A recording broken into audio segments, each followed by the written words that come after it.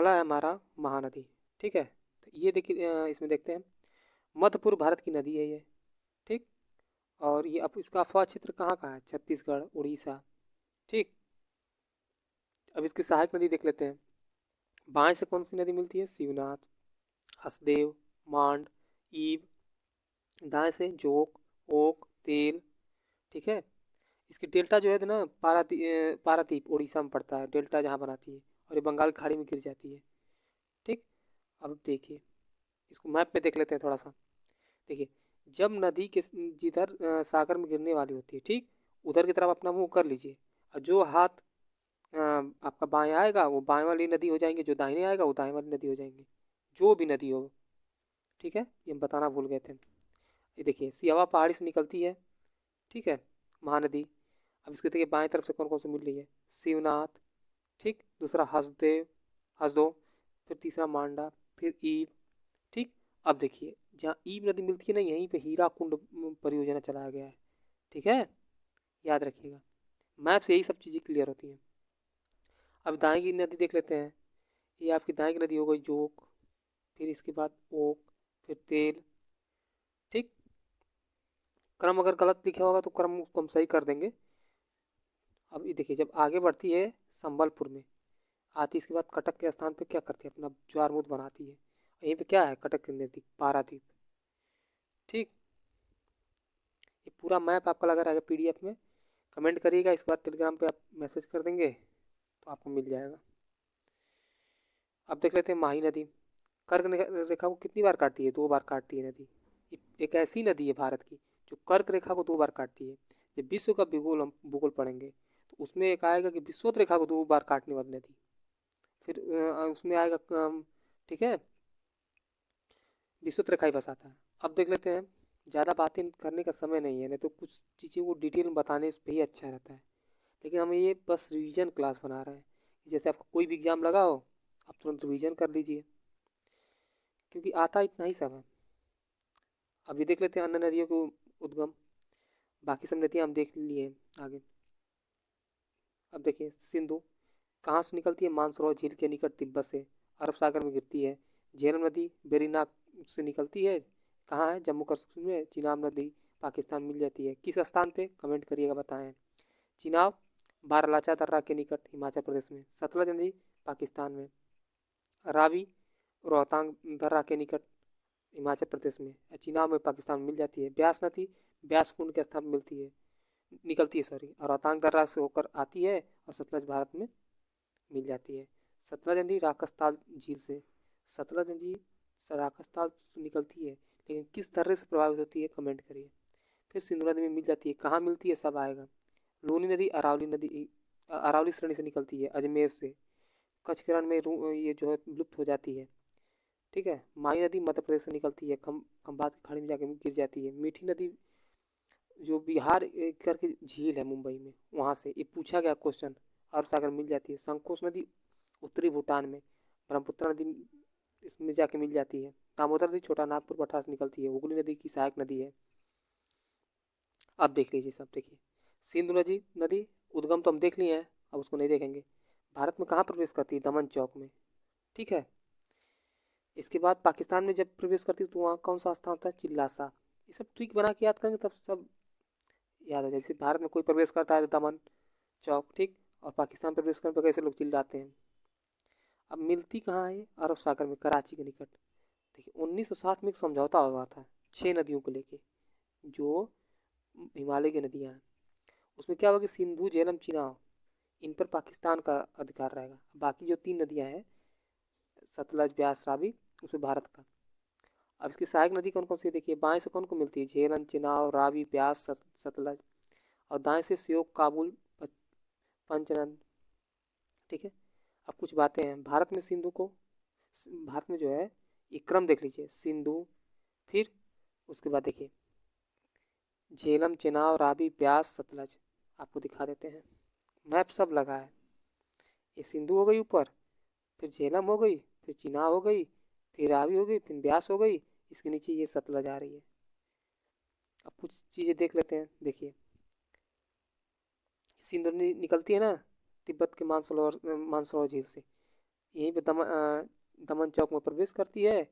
इसके बाद ये आपको देखेंगे श्योक नदी आके मिल रही है। नुब्रा नदी किसकी सहायक है? श्योक की। पूछा भी गया है, इसको याद रखिएगा। ये कहाँ से निकलती है नुब्रा? सियाचिन ग्लेशियर से। फिर इसके बाद ये कौन सी पहाड़ी है दोनों के बीच में? कमेंट करिए, बताएं हैं आगे। चिल्लासा नामक स्थान में पाकिस्तान में मिल जा रही है। ठीक, ये झेला नदी आ रही है निकल के यहाँ से, शेषनाग दर्रे से। फिर ऐसे देखिए ये क्या कर रही है, सीमा का निर्धारण यहाँ कर रही है। ठीक, फिर इधर से आपका आ रही है चिनाव नदी, और ये झेलम इसमें आके मिल जा रही है। झेलम की सहायक है चिनाव। फिर आगे आपकी आ रही है रावी नदी। ठीक, रोहतांग दर्रे से। ब्यास नदी भी ब्यास कुंड से आती है। ठीक है, और ये दोनों कहाँ मिल रही हैं? ये आके चिनाव में मिल जाती हैं। और हरिकेन सॉरी, ये जो रावी ब्यास नदी है ना, ये आके यहाँ मिलती है सतलज में, हरिकेन बैराज नामक स्थान पे। एक मिनट आपको दिखा दे रहे हैं, देखिए गलती हो गया थोड़ा सा। ब्यास नदी आके सतलज नदी में मिलती है पंजाब में, हरिकेन बैराज नामक स्थान पे। ठीक, कपूरथला स्थान का नाम भी है, देखिए लिखा भी है। और यहीं से क्या निकलती है? इंदिरा गांधी नहर निकलती है। ठीक, और कराची में जाके मिलती है कौन? यही सब आपकी सतलज नदी। अब देखिए सतलज नदी भी यहाँ भी लिखे हैं। भारत में प्रवेश कहाँ करती है? सिपकुले दर्रे के पास। बोले ना कहाँ प्रवेश करती है, आगे पूछे थे कौन सा दर्रा है। अब पंजाब हिमाचल प्रदेश सीमा पर भागा नंगल बांध है। ठीक, अब पंजाब में हरिकेन बैराज, इंदिरा गांधी नहर यहीं से निकलती है, सब लिख दिए हैं। सबसे बड़ी सहायक नदी इसकी कौन सी है? सिंधु की। ये सबसे बड़ी सहायक नदी किसकी है? सिंधु की है। ठीक, जो मीठन कोटा नामक स्थान में मिलती है। अब आगे देखिए झेलम पाकिस्तान में प्रवेश करती है नीलखनूर में, ये पूछा जा चुका है। इसकी इसी पे है बुलर झील। सहायक नदी किशन गंगा। बुलर झील कहाँ पे है? कमेंट करिए। नीलम में जो नामक स्थान पे किशन गंगा इसकी सहायक नदी है। ठीक है, चिनाब नदी, इसका अन्य नाम क्या है? चंद्रभागा। इस चंद्रा और भागा नामक दो नदियों के मिलने से इसका उद्गम होता है। ठीक, ये प्रभावित कहाँ होती है? लाहौल, मतलब कि हिमाचल प्रदेश में। पाकिस्तान में कहाँ प्रवेश करती है? अखनूर में। सोन नदी देख लेते हैं। इसका फौज क्षेत्र कहाँ है? मध्य प्रदेश, उत्तर प्रदेश, झारखंड, बिहार। ठीक, इसकी सहायक नदी रिहंद, उत्तरी कोयना आदि। सब नदियों का मैप भी लगाए हैं ऊपर। अब थोड़ा सा यहाँ दिक्कत है, मैप नहीं आ सकता ना। दामोदर अफवाह क्षेत्र भ्रंश घाटी में बहती है, वेरी इंपॉर्टेंट। इसकी सहायक नदी ये दामोदर पूछा जा चुका है, किस मतलब कि भ्रंश घाटी की नदी दामोदर है, नर्मदा है, ताप्ती है, तीन। कुछ बातों को मैंने रिपीट कर रहा हूँ बार बार इसलिए कि भाई इंपॉर्टेंट चीज़ें हैं। ठीक है, कि दो बार बोलने पर आप लोग थोड़ा ध्यान रहे। अब देखिए बराकर नदी इसकी सहायक है, जमुनिया है, बरकी है। ठीक, दामोदर हुगली की सहायक नदी है। अब हुगली देख लेते हैं, तुंगभद्रा की सहायक नदी है। ठीक, हंगरी। लूनी नदी कच्छ के रण के दलदल क्षेत्र में विलुप्त हो जाती है। कुछ बातें इसको देख लीजिए आप। माहिम अफवाह क्षेत्र कहाँ है? मध्य प्रदेश, राजस्थान, गुजरात में। श्योक नदी अन्य नाम क्या है? मृत्यु की नदी, काराकोरम क्षेत्र में बहती है। किसकी सहायक है? कमेंट करिए, ऊपर बताएं भी। संकोच सीमा निर्धारण कहाँ करती है? पश्चिम बंगाल और असम के मध्य में। ठीक है, अब कुछ बातें भी और भी हैं। झेलम और रावी का संगम कहाँ होता है? चिनाब। जब झेलम और रावी का संगम चिनाब में। ठीक है, कभी कभी जैसे आप झेलम नदी बताने की हम काम कर रहे हैं कि झेलम ऐसे रावी आ रही है, तो मिलने के बाद किसका नाम रहेगा? झेलन का। लूनी नदी ऊपरी भाग में मीठा और निचले भाग में खारे जल का प्रवाहित होती है। क्यों? क्योंकि ऊपरी भाग जब ये निकलती है तो उसके बाद राजस्थान में प्रवेश करती है, यहाँ पे मिलता है मरुस्थल। मरुस्थल से जब मिलेगा तो वो आपका खारा लगेगा ही लगेगा। अरावली श्रेणी से निकलती है तो कैसी रहती है? मीठी रहती है। और जब राजस्थान में प्रवेश करते हुए आगे बढ़ती है मरुस्थल से, तो वहाँ पे क्या हो जाती है? खारीपन आने लगता है। अगला है हमारा प्रमुख नगर। ठीक है, तो जो देख लेते हैं कि इस नदी पे कौन कौन से प्रमुख नगर स्थित हैं। गंगा नदी पे हरिद्वार उत्तराखंड का, फतेहपुर यूपी का, कानपुर, वाराणसी, भागलपुर, पटना, ये सब कहाँ स्थित हैं? गंगा नदी के तट पे। मूसी नदी के तट पे हैदराबाद। हैदराबाद कहाँ स्थित है? मूसी नदी के तट पे। झेलम पे श्रीनगर। सिंधु पे लेह, किसके? सिंधु के दाएं तट पे। साबरमती नदी पे अहमदाबाद, गांधीनगर। और देखिए लिद्दार नामक एक है नदी जो झेलम की सहायक है, इसे पहलगाम पूछा गया क्वेश्चन। कश्मीर में ये स्थित है। क्षिप्रा नदी पे उज्जैन स्थित है। ठीक है, अब हम देख लेते हैं, अगला हमारा है जलप्रपात। ठीक, देखिए जोग या गरसप्पा जो जलप्रपात है किस नदी पे है? शरावती। कहाँ है? कर्नाटक। ये देखिए आपका ये रहा गरसप्पा है जोग। ठीक है, सबको मैप में मैंने दिखा दिया है बना के, सोचिए कितना वो लगा है। ठीक है, अब शिव समुद्र कावेरी नदी पे कहाँ स्थित है? कर्नाटक में। हुंडरू ईश्वर रेखा नदी पे है। कहाँ? रांची में। धुआंधार जलप्रपात नर्मदा नदी के तट पे है। ये कहाँ स्थित है? जबलपुर में, मध्य प्रदेश में। और भेड़ा घाट भी इसी को बोला जाता है।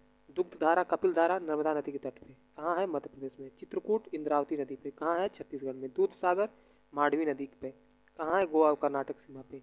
लोहकाली कई ये वर्षा से निर्मित है। ठीक है, किसी नदी पे नहीं, वर्षा के द्वारा। कहाँ स्थित है? चेरापूंजी के निकट, मेघालय में, क्योंकि वर्षा वहाँ ज़्यादा होती है। चुलिया चंबल पे कहाँ स्थित है? राजस्थान में। ठीक है, अगला हमारा कुछ जलप्रपात से संबंधित प्रमुख बातें हैं, देख लेते हैं। चौड़ाई की दृष्टि से भारत का सबसे बड़ा जलप्रपात जोग प्रपात। आयतन की दृष्टि से भारत का सबसे बड़ा जलप्रपात रहेगा शिव समुद्र है। अब देखिए भारत का नियाग्रा किसको कहते हैं? चित्रकूट जलप्रपात को। भारत का सबसे ऊंचा जलप्रपात कुचिकल भी है। ये आधिकारिक भारतीय स्रोत पे है, लेकिन नोहकाली कई जो है विश्व की जलप्रपात ये बेस के अनुसार है। विश्व की जलप्रपात जो डाटाबेस है उसमें किसको दिखाया गया है? नोहकाली कई को। ठीक है, अधिकांश प्रपात कहाँ है? दक्षिण भारत में। क्यों? क्योंकि वहाँ पे पहाड़ियाँ ज़्यादा हैं, वहाँ से निकलती हैं नदियाँ, छोटी छोटी नदियाँ हैं। अब झीलें देख लेते हैं। चिल्का झील उड़ीसा में, पुलिकट झील तमिलनाडु में, वेम्बानाड अष्टमुदी पेरियार केरल में, बुलर डल मानसबल वेरीनाग जम्मू कश्मीर में, लोकटक झील मणिपुर में, सांबर राजसमंद पुष्कर राजस्थान में। देखिए ये सब आपको दिखा रहे हैं। देखिए राजसमंद, फिर से नक्की सागर। ठीक है, अब फिर इसके आपको इधर आ जाइए, आपका उत्तराखंड में भी है। उत्तराखंड की ये देखिए उत्तराखंड की सब है। भीमताल, रूपकुंड। ठीक है, सब कुछ इसी में। देखिए गोविंद सागर यूपी का जो है ना सोनभद्र पे, गोविंद बल्लभ पंत। ठीक है, ये चिल्का झील है। ठीक है, कोलेरू झील है, सांभर झील है। ठीक, इसके बाद आप देख लेते हैं इधर नक्की डिडवाना उदय सागर सब कहाँ है? राजस्थान में। ये पूछ लेता राज्य किस में है? कोलेरू झील आंध्र प्रदेश में। ठीक है, कोडाइकनाल और काली वैली तमिलनाडु पे है। ठीक, हुसैन सागर उस्मान सागर कहाँ? हैदराबाद में है, तेलंगाना में। चंदूबी चपनाल हाफलॉन्ग कहाँ? असम में है। सूरजकुंड हरियाणा में है। फुलर झील यूपी में है। रेणुनाकी ये मतलब हिमाचल प्रदेश में है। अब देख लेते हैं भारत की सबसे बड़ी खारे पानी की झील कौन सी है? चिल्का झील। भारत की दूसरी सबसे बड़ी खारी पानी की झील पुलिकट झील। भारत की सबसे बड़ी मीठे पानी की झील बुलर झील। पूर्वोत्तर भारत की सबसे मीठे पानी की झील, ये जो डाट डाट है ना, मतलब बड़ी मीठे पानी की झील है, लोकतक झील है। केबुल लामजाओ राष्ट्रीय पार्क कहाँ है? लोकतक झील में है। रसमई झील रूपकुंड झील को कहा जाता है। अब देखिए लैंगूर झील क्या होती है? जो समुद्र से अलग होकर बनती है, मतलब कि ऐसे समुद्र है ना, भारत है, अब यहीं पर कट के बन गया, पुलिकट हो गया। ठीक है, चिल्का हो गया, ये सब कैसी झील हो गई? सब हो गई लैंगूर झील। ठीक है, जैसे चिल्का पुलिकट कोलेरू बेम्बानाड अष्टमुदी सब क्या है? लैंगूर झील। गोकुल झील के उदाहरण कौन से हैं? बूलर झील कांवर झील। ठीक है, अब देखिए मानव निर्मित झील कौन सी है? पुष्कर झील, राजसमंद, पेरियार, कोडाईकनाल, गोविंद वल्लभ पंत भी है यूपी के जो आपका सोनभद्र में है। केरल की अस्थायी भाषा में झील को क्या कहते हैं? कयाल कहते हैं। अब जलवायु देख लेते हैं। ठीक है, देखिए जो मानसून शब्द है ना, मानसून को अभी हम देखेंगे। भारत एक क्या है, यहाँ मानसून शब्द को ज़्यादा उल्लेख नहीं करेंगे न जलवायु के बारे में। क्यों? ये विश्व का चैप्टर है, लेकिन हम भारत के परिप्रेक्ष्य में जो है बस उतना ही देखेंगे। जब विश्व पढ़ेंगे सब देख लेंगे। भारत एक क्या उष्णकटिबंधीय मानसूनी जलवायु वाला देश है। ठीक, मानसून शब्द की उत्पत्ति कहाँ से हुई है? अरबी भाषा में मौसम शब्द से। अब देखिए एक वर्ष के औसत तापमान, औसत वर्षा, औसत आर्द्रता की मात्रा को क्या कहते हैं? जलवायु कहते हैं। यह औसत यदि एक वर्ष से कम का हो तो क्या कहेंगे? मौसम। ठीक, बड़ा जलवायु। लेकिन औसत यदि 1 वर्ष से कम हो तो क्या कहेंगे? मौसम कहेंगे। अब देखिए, किसी भी जलवायु को विभिन्नता के कारण, मतलब कि क्या प्रभावित करती है, ठीक है, प्रभावित करने के कारण रहना चाहिए यहाँ पे, किसी भी स्थान की जलवायु को प्रभावित करने वाले कारण। अब देख लेते हैं इसमें क्या है। समुद्र से दूरी, अक्षांश की स्थिति, उस स्थान की ऊंचाई, पहाड़ों की स्थिति, आप लोग समझ ही रहे होंगे। ये रिवीजन के लिए क्लास है, क्योंकि घटना चक्र में जो जो क्वेश्चन आया है एनसीईआरटी बेस पे आधारित सब लिया गया, और जो एनसीईआरटी से आ सकता है वो, ठीक, रिवीजन के लिए। बार बार मैं कह रहा हूँ, लॉन्ग वीडियो आएगा, वो रहेगा पूरा आपका अच्छे से, लेकिन इसमें भी कुछ छूटा नहीं है, इसमें पूरे फैक्ट हैं बस। भारत की जलवायु कैसी है? भारत की जलवायु जो है उष्णकटिबंधीय मानसूनी जलवायु है। मानसूनी जलवायु जो 6 महीने तक स्थल से सागर की ओर और 6 महीने सागर से स्थल की ओर, देखिए दिया भी है। मानसूनी जलवायु पहला 6 माह स्थल से सागर की ओर और दूसरा 6 माह सागर से स्थल की ओर, क्योंकि ये पर्वतों से घिरी होती हैं, जैसे ये हिमालय हो गया, ठीक, अब इधर टकराती हैं फिर वापस आती हैं, मानसून प्रभाव पड़ता है, ठीक है, आगे सब देखेंगे हम। अब देखिए, मानसून जलवायु में जाड़ा, गर्मी, बरसात 3 मौसम आपको देखने को मिलेंगे मुख्य रूप से। लेकिन आपके यूपी में, आपके भारत में 4 ऋतुएं मिलती हैं। पृथ्वी के घूर्णन गति से क्या होता है? दिन और रात का होता है निर्माण, जबकि सूर्य के परिक्रमण से ऋतु निर्मित होती है, ठीक है। अब देख लेते हैं, भारत में निम्नलिखित 4 ऋतुएं पाई जाती हैं, कौन कौन सी? पहला ग्रीष्म ऋतु, इसका समय क्या है? 15 मार्च से 15 जून तक। वर्षा ऋतु 15 जून से 15 सितंबर तक। शरद ऋतु 15 सितंबर से 15 दिसंबर तक। और शीत ऋतु 15 दिसंबर से 15 मार्च तक, ठीक है। अब देख लेते हैं वर्षा। देखिए, सबसे पहले कि आईसीटीजेड क्या है, ठीक है, मतलब आईसीटीजेड क्या है? आईसीटीजेड क्या है? ये देखिए, मुख्य रूप से जो अंत उष्णकटिबंधीय अभिसरण क्षेत्र, मतलब कि ये रहा आपका जो विषुवत रेखा होती है ना, उसी को एक तरह से कहा जाता है, बस ये जानिए। ये क्या होता है कि जब सूर्य इस पे लाइन पे आ जाता है ना, विषुवतीय रेखा पे, कब आता है बताइए आप? जब आ जाता है सूर्य विषुवत रेखा पे, तो यहाँ पे ज़्यादा मतलब कि गर्मी पड़ेगी, और जैसे जैसे उत्तरायण होगा तो गर्मी ऊपर बढ़ेगी कि नहीं बढ़ेगी, और जैसे जैसे दक्षिण होगा तो गर्मी क्या होगी? इधर से इधर बढ़ेगी, ठीक। तो जब क्या होता है, जब धीरे धीरे उत्तरायण होता है, ठीक है, आपके जून के महीने में सूर्य, तो क्या होता है कि इधर गर्मी यूपी में भारत में बढ़ने लगता है, ठीक। और जहाँ गर्मी बढ़ने लगेगा तो क्या होगा? यहाँ पर गर्मी ज़्यादा होगी, तो जो ठंडी जलवायु होती है, ठीक, वो क्या करती है? गर्म मतलब कि गर्म एरिया में प्रवेश करने लगती है, ठीक है। तो इसी समय ये क्या होती है? आईसीटी जोन जो रेखा है उत्तर की तरफ अभिसरण होती है और एक सब हिमालय तक चली जाती है, एक मानक रेखा है, बस ये जानिए, ठीक। और जलवायु कोई जो ये आपका क्या नाम है, मानसून कोई वो नहीं है लगन का कि आया चला गया। मानसून कभी भी आ सकता है। जहाँ आपका तापमान बढ़ेगा वहाँ क्या होगी? मानसून की एंट्री हो जाएगी। अब ठंडी के दिन में क्या होता है? पूरी आपको भूमध्य रेखा से इधर पूरी आने लगती है भूमध्य सागरीय जलवायु, ठीक। अब इधर क्या होता है, भारत में उसके अपेक्षा में कम ठंडी होती है, तो इधर से आने लगती है, ये ठंड होने लगती है, फिर यहाँ से आपका हिंद महासागर में प्रवेश करती है, ये गर्म होता है हिंद महासागर उस हिसाब से। अब यहाँ से जलवाष्प से ग्रहण करती है, फिर इधर मुड़ती है, तो पर क्या होता है कि आपका पूर्वी जो ढाल होता है यहीं पे पहाड़ियों से टकराता है ये, और तमिलनाडु में वर्षा होती है, ठीक है। थोड़े समय में समझाने की कोशिश किया हूँ, बस आप ये जानिए, बाकी आपको डिटेल में मिलेगा विश्व में, ठीक। रिवीजन ही क्लास है बस ये।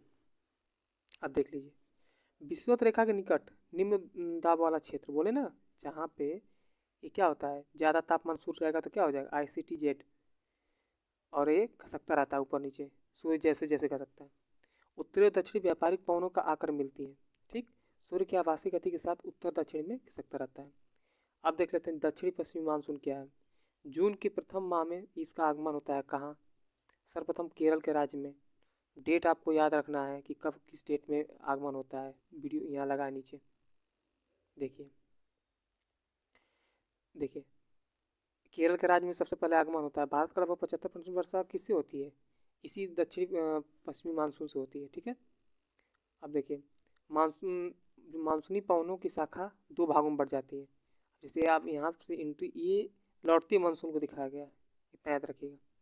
जैसे ही अब यहाँ से प्रवेश करेगी मानसून, करेगी नहीं कर रही है, तो क्या होगा, एक अरब सागर की हो जाएगी, एक इधर से हो जाएगी बंगाल की खाड़ी की। ठीक, तो वही दिखाई देगा कि अरब सागर की शाखा और एक बंगाल खाड़ी की शाखा। अब ये क्या होता है, सूर्य का उत्तरायण होता है। बोले ना कि जब उत्तरायण होगा तो गर्मी ज़्यादा यूपी, इधर आपके यूपी कह रहे हैं, यूपी के इलाके में होता है ज़्यादा, लेकिन पूरे भारत में बढ़ने लगती है। ठीक है, और आईसीटी जेट का उत्तरायण उत्तर की ओर खिसकना। ठीक, अब देखिए मानसून का प्रत्यावर्तन, इतना ही पूछा गया, मैं उतना ही लिया हूँ बस। उत्तरी पूर्वी मानसून के सितंबर महीने में सूर्य का दक्षिणायन होना। अब क्या होता है, सितंबर में विषुवत रेखा के इधर चलने लगता है दक्षिणी भाग में। ठीक है, तब क्या होगा, धीरे धीरे नीचे आएगा कि नहीं आएगा, अब इधर ठंडी रहेगी तो इसी को क्या कहा जाता है, एल टी सी जेड की दक्षिणी में खिसकना। ठीक है, अब देख लीजिए ग्रीष्मकालीन उपरांत जून सितंबर में होता है। ये क्या होता है, दक्षिण पश्चिम मानसून का प्रभाव होता है ग्रीष्मकाल में। सर्वाधिक वर्षा प्राप्त करने वाला क्षेत्र कौन सा है, पश्चिमी घाटी। ठीक, और फिर पूर्वी हिमालय और मेघालय, मतलब इधर ज़्यादा वर्षा होगी भाई, क्योंकि सबसे पहले मानसून यही ना टकरा रहा है, और इधर बढ़ते बढ़ते कमज़ोर भी होने लगता है। ठीक है, और इधर से भी मानसून प्रवेश करता है आपका मेघालय में, इधर जाके गारो खासी जयंती पहाड़ी में फंस जाता है यहाँ पे। ठीक है, फिर इधर से ऐसे प्रवेश करता है, दोनों मानसून यहाँ मिल जाता है, तो दिल्ली में इसलिए ज़्यादा वर्षा होती है। ठीक है, अब देखिए विश्व का सबसे अधिकतम वर्षा वाला स्थान बन जाता है मासीराम, क्योंकि मानसून यहाँ की फंस जाती है, आपको बताए थे क्यों फंसती है। भारत में सबसे कम वर्षा वाला स्थान कौन सा है, लेह है। अब देखिए शीतकालीन वर्षा भूमध्य सागरीय पश्चिमी विक्षोभ के द्वारा होता है। उत्तर पश्चिमी भारत में पंजाब हरियाणा दिल्ली पश्चिमी यूपी, क्या होता है ना कि जब इधर से सूर्य नीचे खिसकने लगता है, ठीक है, दक्षिणायन जब होने लगता है, तो क्या होता है कि भाई ठंडी के इलाका धीरे धीरे सूर्य नीचे जा रहा है, तो इधर से घट घसे मतलब कि नीचे घसकेगा तापमान, इसीलिए फिर इधर से आने लगती हैं सब ठंडी हवाएं। ठीक, अब देखिए भूमध्य सागर के पश्चिमी विक्षोभ के द्वारा होता है। ठीक, उत्तरी पश्चिम भारत में जैसे पंजाब हरियाणा दिल्ली और पश्चिम में पूर्व की ओर सभी सभी रबी फसलों में गेहूँ आदि में सहायक होती है। जैसे आप ठंडे के मौसम में देखेंगे, गेहूँ के मौसम में कि हल्की की जब वर्षा होती है तो लोग का सिंचाई नहीं करना पड़ता है। ठीक है, तो ये सहायक होती है। राजस्थान में इस वर्षा को क्या कहते हैं, मावठ कहते हैं। अब देखिए मानसून प्रत्यावर्तन उत्तरी पूर्वी मानसून के द्वारा वर्षा कहाँ होती है, किस महीने में होती है, अक्टूबर नवंबर में। ठीक है, बंगाल की खाड़ी से जलवाष्प से ग्रहण करता है। अब जैसे ये देखे रहे हैं आप, उच्च दाब बनता है, अब इधर से आने लगता है, इधर गर्म होने लगता है थोड़ा सा। ठीक, इसके बाद यहाँ से जलवाष्प इकट्ठा करता है मानसून, और फिर तमिलनाडु की कुल वर्षा का 50 से 60% यहाँ प्राप्त होता है। फिर कहाँ वर्षा होती है, तमिलनाडु में, दक्षिणी आंध्र में, कोलोमंडल में। ठीक, और दक्षिणी पूर्वी कर्नाटक तक केरल में भी होता है। याद रखिएगा, उत्तरी पूर्वी मानसून के द्वारा अक्टूबर में, और तमिलनाडु की कुल वर्षा क्षेत्र में। ठीक, और उत्तरी पश्चिमी भारत में भूमध्य सागर से। ठीक है, ये दोनों अलग अलग बातें हैं, इसको डिटेल में बताना पड़ेगा थोड़ा सा आपको समझाने के लिए, लेकिन अभी समय नहीं है।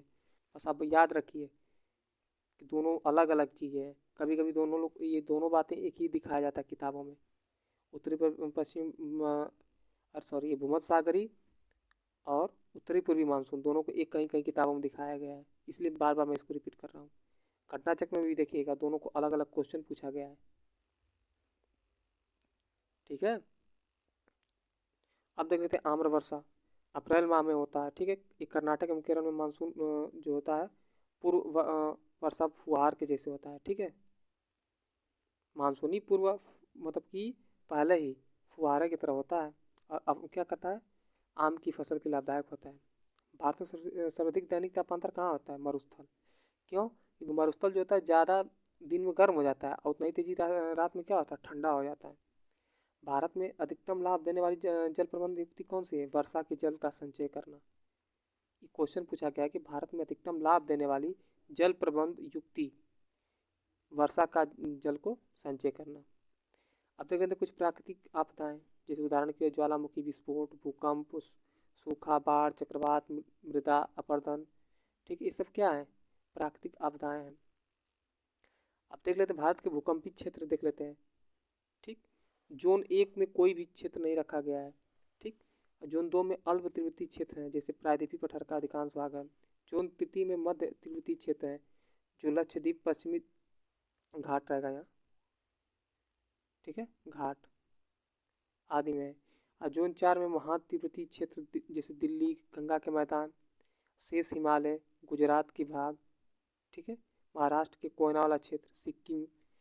जोन 5 में अति प्रचंड वाले कौन सा है? हिमालयी क्षेत्र। अब हिमालयी क्षेत्र में कौन सा? देखिए यहाँ पे हम काम देखें शेष हिमालय, मतलब जम्मू कश्मीर लद्दाख, ठीक है, एमपी और उत्तराखंड को छोड़ करके सब किस में आएंगे? जोन 4 में आएंगे।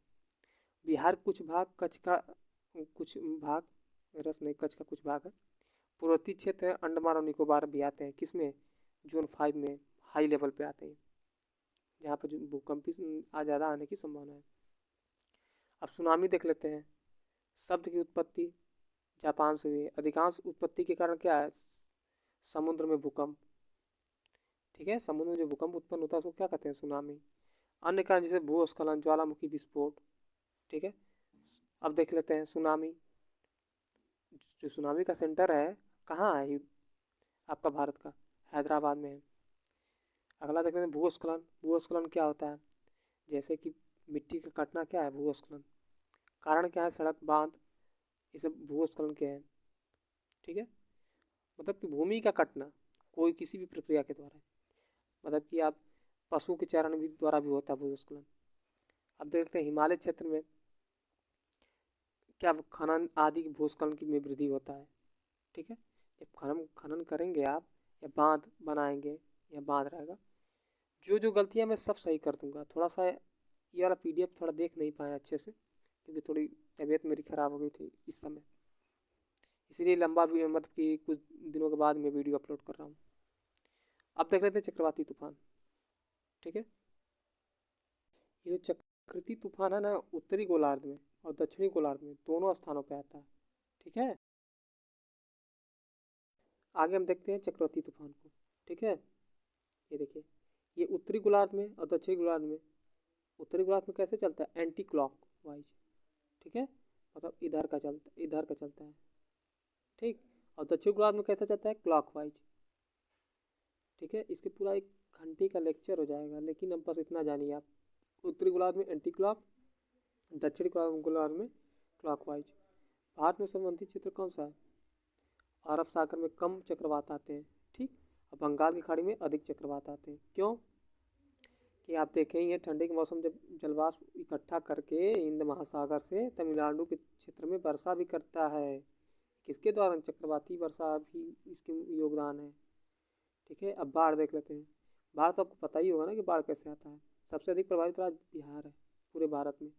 यूपी में सर्वाधिक बाढ़ प्रभावित क्षेत्र पूर्वी क्षेत्र, जो ऐसे है ना, बिहार से लगा हुआ क्षेत्र, ये वाला, यही वाला, ये पूरा।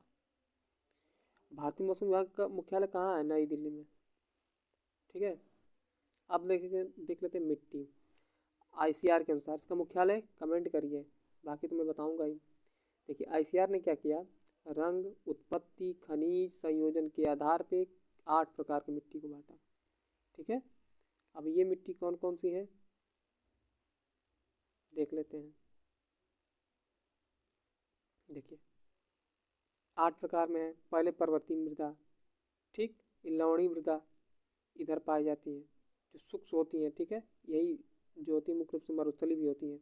जलोढ़ मृदा, काली मृदा। जलोढ़ मृदा का निर्माण कैसा होता है? नदियों के द्वारा बहा कर लाया गया। अब इधर से हिमालय, अब इधर से कुछ लोनी, अब सभी बहा के लाती हैं, ठीक है। माही गुजरात में आता है। काली नदी ये किधर है? कुछ भाग इसका गुजरात में है, एमपी में भी है, फिर से महाराष्ट्र में भी है, कर्नाटक में भी कुछ भाग लगता है, ठीक है। इधर आंध्रा तक जाता है, तेलंगाना के पठार होते हुए, ठीक। अभी हो गया हम लोग का पहाड़ी हो गया। अब ये बचा आपका लाल मिट्टी। ये क्यों होता है?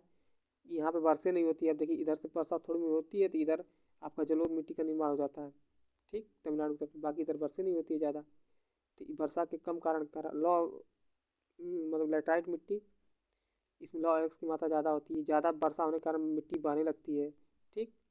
ये भी उपजाऊ नहीं होती, ये भी नहीं उपजाऊ होती, इसीलिए ज़्यादा वर्षा भी नहीं चाहिए और कम वर्षा भी नहीं चाहिए।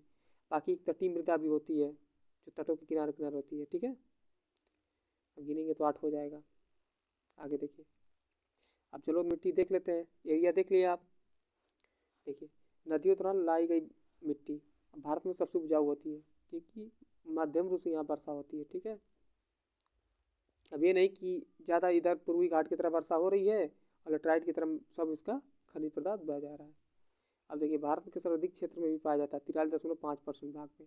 रंग कैसा इसका है, हल्के धूसर से भस्मी धूसर तक।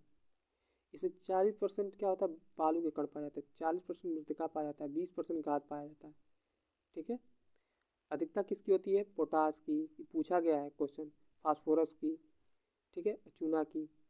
कमी किसकी होती है, नाइट्रोजन, ह्यूमस और आयरन, लगभग सभी मृदा में होती है कमी भारत की। विस्तार पंजाब से असम तक का मैदान, ये देख रहे हैं ना आप, ये पंजाब से शुरू होकर ये असम तक जा रहा है इसे, ये वाला। ठीक है, अब इसमें देखिए कौन कौन से कुछ नदी के भागों में होते हैं, जैसे माही नदी, महानदी, गोदावरी, कृष्णा, कावेरी के डेल्टा क्षेत्र में भी बताया ना कि इधर वर्षा होती थी इधर भी निर्माण होता है। फसल, फलीदार फसलें जैसे दलहन की खेती से इसमें क्या होता है, तेजी से नाइट्रोजन स्थिरीकरण होता है। और नाइट्रोजन स्थिरीकरण के लिए हम क्या करते हैं, दलहन का बोते हैं। ठीक, फसलों में आप पढ़ेंगे कि जैसे फसल में दलहन को मतलब कि उर्वरक बढ़ाते हैं, ठीक है, अस्थायी करते हैं मृदा को। अब नवीन जलोढ़ मिट्टी ये क्या होती है, खादर आपको दिखाए थे ना गिरिपाद वाला क्षेत्र में, पुरानी जलोढ़ को बांगर कहते हैं। और जलधारण क्षमता सदैव, और इसमें उस सर्वोदय क्या होता है, उर्वरक होता है। ठीक, अब भावर में कहाँ, शिवालिक का गिरिपाद क्षेत्र दिखाए भी थे मैप में। अब देखिए नाइट्रोजन जो होता है जैविक पदार्थ है अधिक, जो नाइट्रोजन होता है ना ये जैविक पदार्थ किसके, फास्फोरस की कमी से। एक मिनट एक मिनट। और सबसे कम जल धारण धारण करने की क्षमता किसकी होती है, बलुई दोमट मिट्टी की।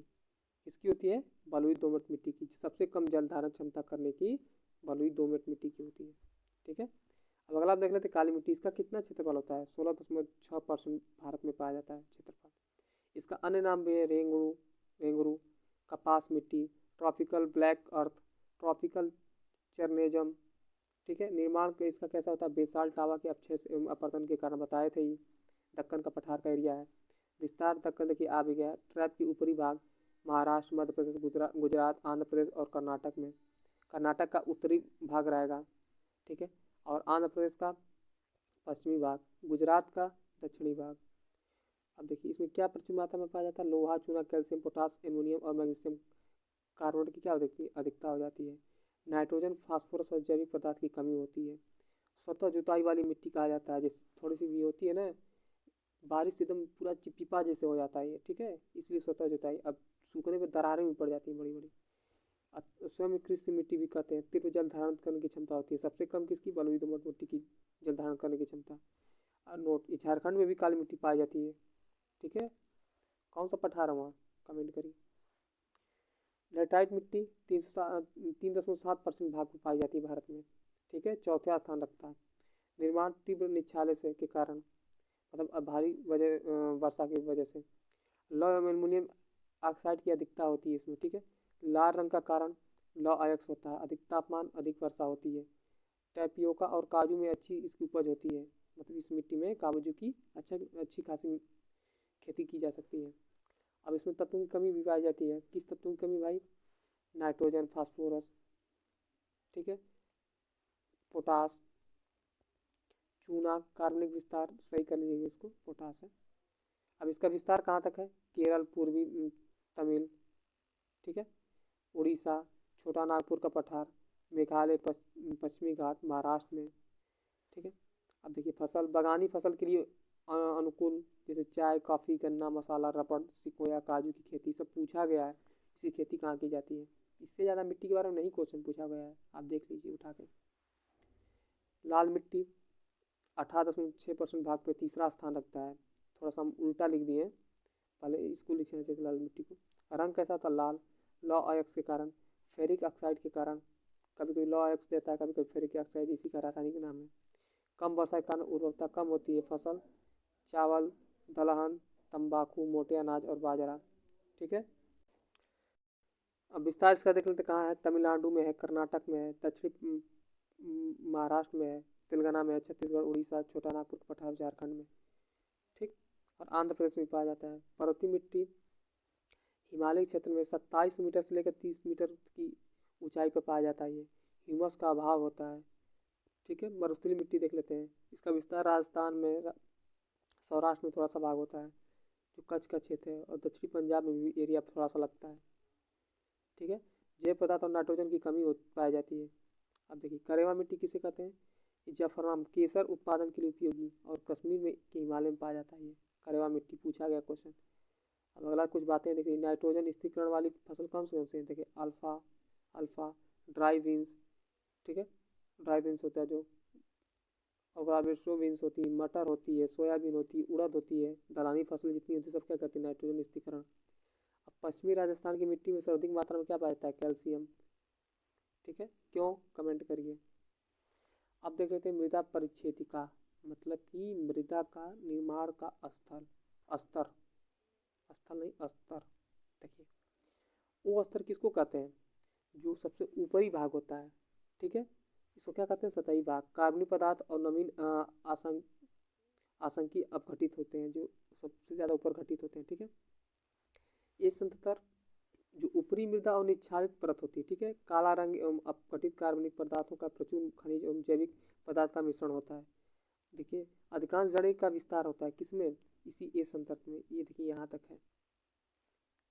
ठीक है, बी संततर उपमृदा, ये जल संचरण का क्षेत्र होता है, मतलब कि जल धारण करती है। ठीक है, पूरा बी संतरण यहाँ तक। ठीक है, और निच्छादित खनिजों का संग्रह होता है, खनिज की अधिकता हो जाती है। ठीक है, सी संतरत ये होता है, सबसे निचली हिस्सा होता है। ठीक है, और चट्टानों की भी अपक्षयी भाग होता है। ठीक है, कठोर चट्टान इसमें पाई जाती है, कार्बनिक तत्वों का अभाव होता है। अब आगे हम देख लेते हैं तेजाबी या अम्लीय मृदा। अम्लीय मृदा किसे कहते हैं? जिसका पीएच मान 7 से क्या हो? कम हो।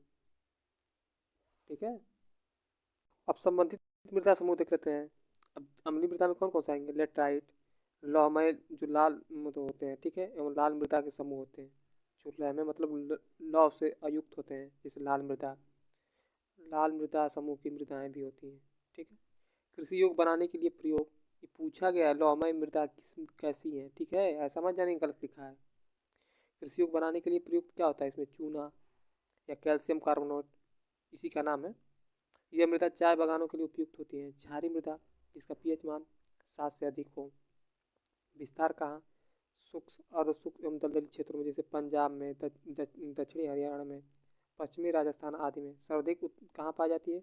उत्तर प्रदेश में। क्यों? क्षारीय और खारेपन को हटाने के लिए किसका प्रयोग किया जाता है? Gypsum, calcium sulphate. क्यों उत्तर प्रदेश में पाई जाती है? क्योंकि सिंचाई नहरों द्वारा अधिक होती है।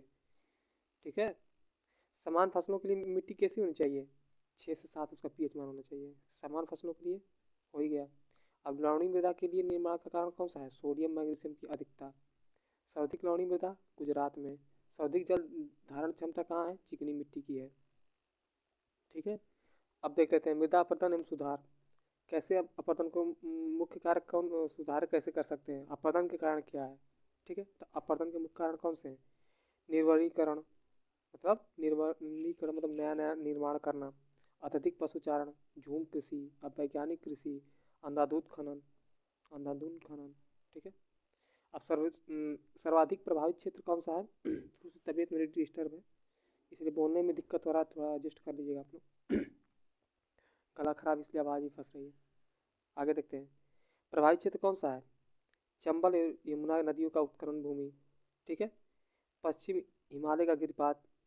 ठीक है, ज़्यादा अपरदन होता है। छोटा नागपुर का पठार, ताप्ती से लेकर साबरमती तक घाटी क्षेत्र, मालवा पठार व्याधि। जहाँ जहाँ नदियाँ बहेंगी वहाँ तो करेंगे ना अपरदन भाई। और महाराष्ट्र में काली मिट्टी का क्षेत्र है, ये भी होता है। हरियाणा, राजस्थान, गुजरात ये कैसी है? शुष्क मृदा के क्षेत्र हैं। अब जल, वायु, पवन आदि के द्वारा मिट्टी के ऊपरी आवरण की क्रमिक कटाव तथा स्थान को मृदा का क्या कहते हैं? अपरदन कहते हैं। अब देख लीजिए अपरदन की प्रक्रिया क्या है। क्रमिक अनुकरण देखिए, सबसे पहले असफाल होता है। असफाल मतलब बूंदाबांदी जब होता है ना, जैसे बूंदाबांदी जब ये मिट्टी है इसमें बूंदाबांदी होगा ऐसे। एक मिनट आपको समझाई दे रहा है अच्छे से। देखिए ये मिट्टी है, ये बूंदाबांदी हो रहा कि नहीं हो रहा? होगा तो ऐसी मिट्टी कटेगी ना। ठीक, फिर क्या होगा? परत अपरदन का पृथक्करण, जल के साथ क्या होगी, ऐसी मिट्टी बहेगी, बहेगी नहीं बहेगी। फिर क्या होगा, रील मतलब छोटी नलिकाएं बनने लगेंगी, ऐसे में देखते हैं ना बनती है। और फिर ऐसे नलिकाएं जब आके मिलने लगती हैं तो बड़ी बड़ी नालियाँ की नुमा बहने लगती है, उसे क्या कहते हैं, और नालिका अपर्दन। नाली ये सब क्रम पूछा है कि असफाल अपर्दन, पहले ये क्रम में मतलब लगाइए। सबसे पहले असफाल अपर्दन होता है, फिर परत अपर्दन व पृथक्करण होता है, फिर रील अपर्दन होता है, फिर अवनालिका अपर्दन होता है, क्रम पूछा गया है। धारा चैनल अपर्दन, जल का एक मोटी धारा के रूप में तब तक प्रभावित होना जब तक कि चैनल के अपारदर्शक करके एक स्थिर ढाल नहीं प्राप्त कर लेती, मतलब ढाल जब तक न पा ले। अन्य फसल की तुलना में भूमि के अपरदन के लिए अधिक उत्तरदायी कौन होता है, शोधर्म ज्वार। अब देख लीजिए प्राकृतिक वनस्पति, ये रहा आपका पूरा मैप, कुछ ज़्यादा ही बड़ा मैप लग गया है। ठीक है, चलिए आप लोग के लिए बढ़िया एक पेज का है ये, लेकिन अब देख लेते हैं। ये देखिए, ये जो है पीला वाला मानसूनी पर्णपाती वन है, ठीक है। पर ऊपर देखते हैं, पर्वतीय वन के क्षेत्र ये सब है। अब पर्वतीय मृदा भी देखें आप, ये सब क्या है, पर्वतीय मृदा ऐसे, ठीक है। अब कटीली वन के कौन से हैं, ये वन, ये अरावली पहाड़ी है ना, ये वाली, ये अरावली पहाड़ी है, इधर बरसाती नहीं थी, कटीली भी पाएंगे, मरुस्थल में कटीली पाई जाती है, ठीक है। अब मानसूनी पर्णपाती वन, ये रहा आपका, ये पूरा कैसा है, मानसूनी। सोचिए बनाने में कितना समय लगा होगा। अब देखिए सदाबहार वन, जहाँ अधिक वर्षा होती है, गारो खासी जनता की पहाड़ी मेघालय में लेकर पूरा पश्चिम बंगाल एरिया में ज़्यादा वर्षा होती है। इधर कौन सा ये भाग बताइए, ये आपका होगा पश्चिमी घाट। ये केरल आ गया, तमिलनाडु का कुछ भाग है, केरल देखिए। पूरे भारत के मैप में मैंने बनाया है, जो प्राकृतिक विभाजन है उस पर नहीं, ये भौतिक विभाजन। देखिए केरल हो गया, ये कर्नाटक का भाग हो गया, ये गोवा पूरा हो गया, ठीक। इसके बाद महाराष्ट्र का एरिया हो गया। अभी इधर क्यों नहीं है, इधर तो भाई नदियों का बहाव इलाका है, यहाँ ज़्यादा टकराती नहीं है, यहाँ थोड़ी सी बरसात इसके टकराने से हो जाती है, थोड़ी नहीं मतलब मध्यम मार्ग में होती है। अब जब जब इधर मध्यम होती है तो इधर जाके कम हो जाती है, ठीक है। अब आगे देख लीजिए, उष्णकटिबंधीय सदाबहार वन, देखिए क्या होता है, अत्यधिक आर्द्र होता है तथा उष्मा भाग भी होता है, ठीक है। अत्यधिक आर्द्रता और अत्यधिक उष्मा भाग होता है, ठीक। औसत, जब अधिक आर्द्रता होगी मतलब नमी की मात्रा, और उष्मा मतलब कि तापमान अभी अधिक होगा तो क्या होगा, वर्षा अधिक होगी, ठीक। और औसत तापमान भी अधिक होगा, कितना 220 से अधिक, ठीक है। और अधिकतम सघन की तरह ऊंचे वन भी पाए जाएंगे। सिक कैसे बन रहे हैं, कौन कौन से, सिकोना, रबड़, महोगनी, एबोनी, नारियल, बांस, आ, आयन बोर्ड, ये सब पूछा गया है कि किस कटबंधी मतलब कि किस प्रकार के वन है, तो कैसे हैं उष्णकटिबंधीय सदाबहार वन के वन। अब इनका विस्तार भी पूछा जा चुका है। असम, केरल, पश्चिम बंगाल, मेघालय, त्रिपुरा, मणिपुर, मिजोरम, अंडमान निकोबार द्वीप समूह, पश्चिमी तटीय मैदान। सापेक्षिक आर्द्रता कितना होता है, 70% से अधिक होता है। अब देखते हैं अगला हमारा उष्णकटिबंधीय पर्णपाती अथवा मानसूनी वन। देखिए इसको दो भागों में बांट के पढ़ते हैं। उष्णकटिबंधीय आर्द्र पर्णपाती वन मतलब जहाँ 70 से लेकर के 200 सेमी तक वर्षा होती है, ठीक। सॉरी सॉरी सॉरी, यहाँ 100 रहेगा, कितना रहेगा 100, 70 नहीं 100। इसमें कितना रहेगा, उष्णकटिबंधीय शुष्क पर्णपाती वन 70 से 100। शुष्क है ना, शुष्क भाग वही है आपका जहाँ कम वर्षा। अब इसमें देखिए कैसे पेड़ आते हैं, साल, सागौन, सबसे ज़्यादा एमपी में सागौन पाया जाता है, शीशम, चंदन, आम, पलाश, महुआ आदि। अब विस्तार इसका क्षेत्र देख लेते हैं। पश्चिम घाट, ये जो हम बता रहे हैं वो सब पूछा गया है, इतना याद रखिए कि ऐसा नहीं कि हम लिख देंगे विस्तार घाटी, पूर्वी ढाल। एक क्लास पढ़ना अच्छी बात है, लेकिन ये रिवीजन के पर्पज से बहुत महत्वपूर्ण है। कम से कम अगर क्वेश्चन आएंगे तो आपके पूरे कम से कम 70 से 80% यहीं से क्वेश्चन आ जाएंगे किसी भी एग्जाम में, वनडे में, आप देख लीजिएगा। रिसेस फ्री तक कवर हो चुका है यहाँ। प्रायद्वीपीय पठार के वर्षा वाले भाग, बिहार, यूपी, मैदानी भाग, भावर, तराई क्षेत्र आदि। अब मरुस्थलीय भाग को देख लेते हैं। 70% से कम वर्षा होती है। विस्तार क्षेत्र दक्षिण पश्चिम पंजाब, हरियाणा, राजस्थान, गुजरात आदि है, ठीक। अब यहाँ देख लीजिए बबूल, केजरी, खेजरी होती है। खेजरी क्या है जानते हैं, ये जो है ना कम वर्षा वाला मरुस्थल पाया जाता है, खेजरी को याद रखिएगा, क्योंकि बिश्नोई समाज अभी चर्चा में है। सलमान खान को मारने को कौन दिया था अभी टारगेट? उन्हीं से संबंधित एक खेजड़ी है। और हिरण, ये जो बिश्नोई समाज है ना, इनका बहुत महत्वपूर्ण है ये। खेजड़ी की पेड़ का पूजा करते हैं ये लोग। हिरण को अपने बच्चे के समान ये लोग दूध पिलाते हैं। ठीक है।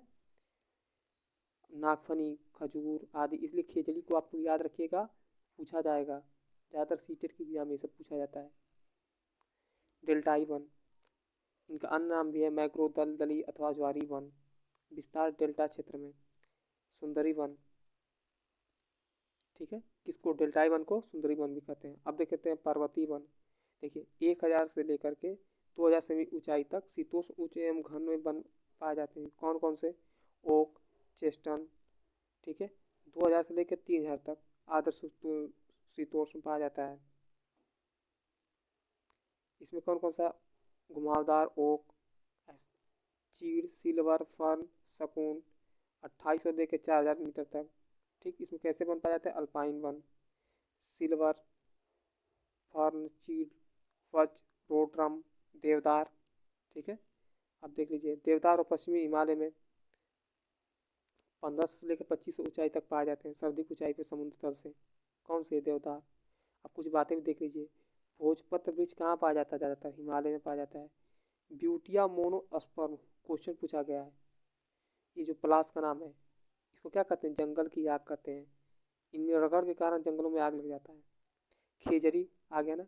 सामाजिक वानिकी, देखिए यहाँ भी लिखा गया, क्वेश्चन पूछा गया है। सामाजिक वानिकी में प्रयुक्त मरुस्थल का राजा कहा जाता है। बहुउद्देशीय वृक्ष है। ठीक है। अब अगला हमारा है, लीसा प्राप्त होता है किससे होता है भाई? चीड़ के वृक्ष से। और इससे क्या होता है? बिरोजा तथा तारपीन का तेल बनाने में प्रयुक्त होता है। किसका? चीड़ के वृक्ष का। फर्न पौधे में क्या नहीं होता है? बीज नहीं होता है, फूल नहीं होता है। आर्थिक दृष्टि से महत्वपूर्ण कौन है? पेड़ पौधे। सागौन है, बहुत महंगा मिलता है। शीशम है, साल है, रोजवुड है, देवदार है, चीड़ और पाइन। चीड़ से क्या बनता है? अभी पढ़े हैं। देखिए ब्यूटियो मोना स्पर्म क्या है? जंगल की आग। पढ़ाई तो पढ़े ही हम ऊपर। अब देख लेते हैं बहुउद्देशीय नदी घाटी परियोजना। सबसे पहले नदी घाटी परियोजना, सॉरी नर्मदा घाटी परियोजना। ये रहा आपका, देखिए कितना अच्छा मैप है। कुछ पहले पढ़ लेते हैं इसके बाद।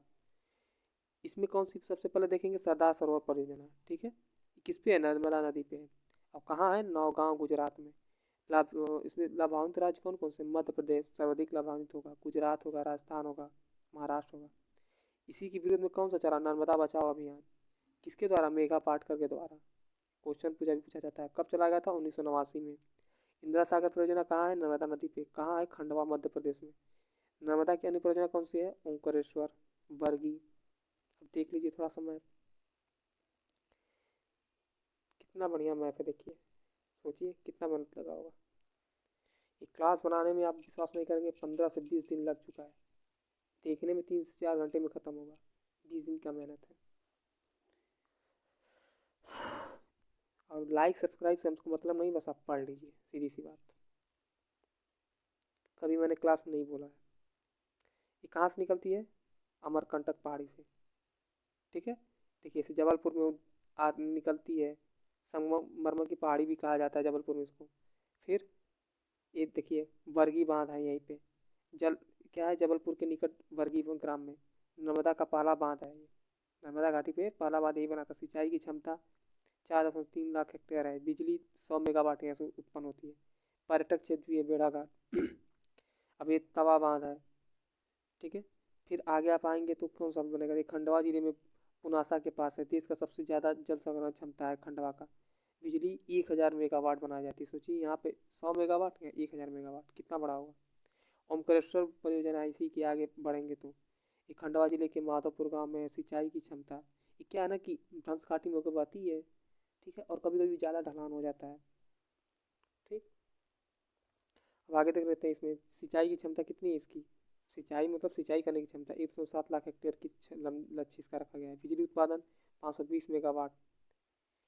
अब महेश्वर भी है एक पर्यटक स्थल इसी पे। ठीक।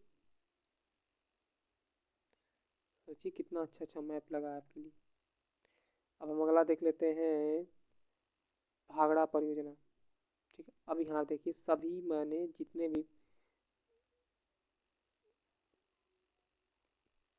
भी हैं सब यहाँ मैंने लगा दिया है।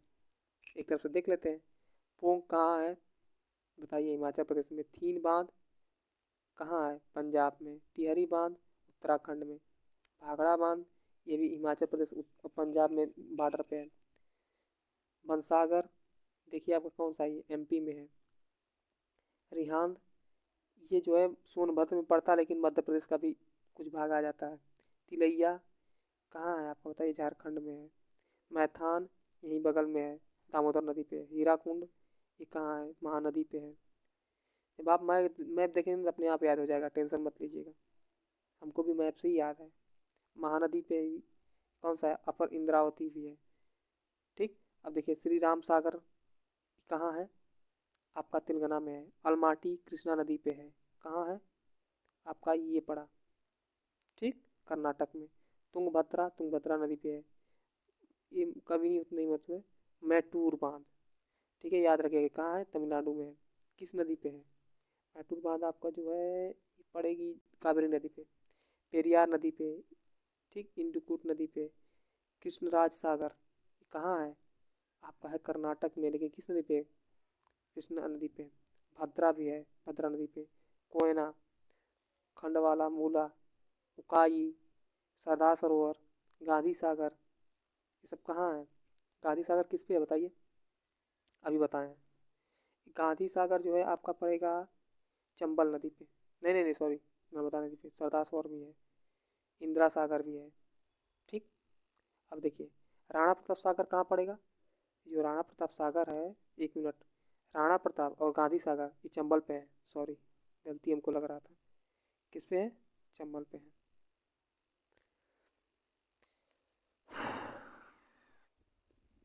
ठीक है, सॉरी अगर आवाज़ गया होगा तो। अब देख लेते हैं भाखड़ा परियोजना सतलुज नदी पे। लाभान्वित राज्य कौन से? हरियाणा, पंजाब, राजस्थान। इसमें कमांड क्षेत्र मतलब जिन क्षेत्रों के द्वारा बनाया गया है। हिमाचल प्रदेश, हरियाणा, पंजाब, राजस्थान। जलाशय कौन कौन से है इस पे मतलब झील? गोविंद सागर कृत्रिम झील है। भाखड़ा जो है ये आपका निर्माण हुआ हिमाचल प्रदेश में, और नांगल जो है पंजाब में। भारत की सबसे बड़ी बहुउद्देशीय परियोजना कौन सी है? यही भाखड़ा परियोजना। विश्व की सबसे ऊंची गुरुत्वीय बांध भाखड़ा नंगल बांध। अब देख लेते हैं कृष्ण सागर बांध किस नदी पे? कावेरी नदी पे। हमने बता दिया, शायद आपको बता दिए थे। उस पे कृष्णा नदी पे इसका नाम है, जब कृष्णा कृष्णा अपने ही कावेरी नदी पे। दूसरा सबसे पुराना जल विद्युत उत्पादन संयंत्र है ये, 1902 में स्थापित किया गया था इसी कृष्ण सागर बांध पे। और सबसे पहला सिद्रापोक कहाँ पे? दार्जिलिंग में, 1987 में। कौन सा जल विद्युत उत्पादन? नागार्जुन कृष्णा नदी पे। कहाँ है? आंध्र प्रदेश, तेलंगाना में। चंबल घाटी परियोजना चंबल नदी पे। लाभान्वित राज्य कौन सा है? मध्य प्रदेश और राजस्थान। इसके अंतर्गत गांधी सागर बांध बताया ना, राणा प्रताप सागर बांध एवं जवाहर सागर बांध, ये तीनों है। हीराकुंड बांध महानदी पे है, उड़ीसा में। विश्व के सबसे ऊंचा लंबा बांध कौन सा? हीराकुंड बांध। टिहरी बांध कहाँ है? भागीरथी नदी पे और भील गंगा नदी पे, जहाँ संगम होता है उसके पहले। देश का सबसे ऊंचा बांध है कौन सा? टिहरी। अब दामोदर घाटी परियोजना देख लेते हैं। मैथान, बेल पहाड़ी और तिलैया बांध कहाँ है? दामोदर की सहायक नदी बराक पे। इसका मैप लगाना भूल गए, लेकिन पीडीएफ में मैप लगा मिलेगा आपको। यूएस की जो टेसी नदी है ना, उसी के घाटी परियोजना के आधार पर इसको बनाया गया। कौन सी? टेंसी नदी को भी बोला जाता है। पंचेटिल बांध किस पे है? ये दामोदर नदी पे है। मैथान, बेल पहाड़ी और तिलैया किस पे है? बराक नदी पे, जो इसकी सहायक है। कभी कभी इसको मैथान को दामोदर घाटी भी दे दिया जाता है, दामोदर नदी पे, क्यों? इसकी बराक सहायक नदी है। कंफ्यूजन मत होइएगा, सब पूछा गया है। पूछ लिया कि मैथान किस पे है, दामोदर, कहीं कहीं पूछा मैथान किस पे है, बराक। दामोदर घाटी निगम कब स्थापना हुई? 1948 में। रिहंद परियोजना अन्य नाम कौन सा? गोविंद बल्लभ पंत सागर परियोजना। कहाँ पे? सोनभद्र में, रिहंद नदी पे। ठीक है। चुक्का बांध परियोजना इसकी स्थापना कब हुई थी? भारत और भूटान के सहयोग से, वांगचू रैतक नदी पे। कहाँ है? भूटान में। अब अगला देख लेते हैं, तुलबुल नौवाल परियोजना झेलम नदी पे। कहाँ है? जम्मू कश्मीर में। नाम इसका है तुलबुल नौवहन परियोजना भी है। किसके द्वारा रखा गया? भारत द्वारा। अब ये देखिए, बुलर जो है ना बैराज, ये पाकिस्तान द्वारा विवादित परियोजना है, भारत और पाक के बीच। मयूराक्षी परियोजना मयूराक्षी नदी पर है, राक्षी नदी। लाभान्वित राज्य कौन से हैं? बंगाल, पश्चिम बंगाल और झारखंड। कनाडा के जो है ना ये मसनजोर बांध, क्वेश्चन पूछा गया है, कहाँ बनाया गया है? झारखंड में। जो कनाडा का मसनजोर बांध है ना, उसी के आधार पर मयूराक्षी नदी को बनाया गया। इसको दामोदर नदी घाटी को याद रखिएगा। अब कुछ परियोजनाएं छोटी छोटी, इसको भी देखना जरूरी है। इडुक्की बांध पेरियार नदी पे, मैटूर परियोजना कावेरी नदी पे, पोचमपात परियोजना गोदावरी नदी पे, जायकवाड़ी गोदावरी नदी पे है। कालपोंग जल विद्युत परियोजना अंडमान निकोबार द्वीप में प्रथम बार यहीं स्थापित किया गया था, मतलब अंडमान की प्रथम है। उकाई परियोजना ताप्ती नगर पे सूरत में। कालगढ़ रामगंगा नदी पे। तवा परियोजना तवा नदी पे। कोयना कोयना नदी पे। पांग बांध ये जो है ब्यास नदी पे है। मेजा बांध कोठरी नदी पे है। बगल इहार जल विद्युत और दुलाट्टी परियोजना चिनाव नदी पे है। दमन गंगा परियोजना दमन गंगा नदी पे गुजरात में। गिरना सिंचाई परियोजना गिरना नदी पे है। रानी लक्ष्मी बांध परियोजना बेतवा नदी पे है। माता टीला बांध बेतवा नदी पे है। इसके बाद आपका बगली परियोजना गोदावरी नदी पे है। ठीक है, बगली परियोजना किस में है? गोदावरी नदी पे है।